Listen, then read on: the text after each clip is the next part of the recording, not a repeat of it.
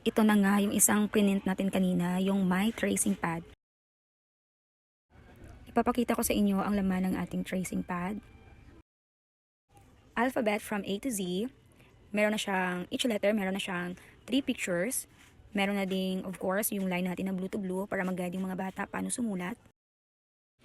Ang size nito ay A5 or kalahati ng A4 size.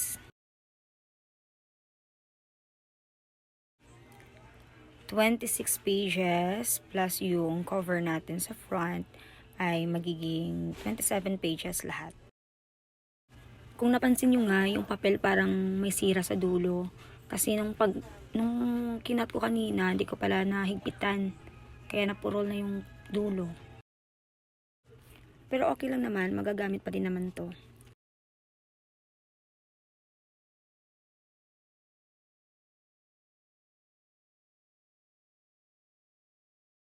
Sa may gusto ng soft copy, just message me. Thank you for watching.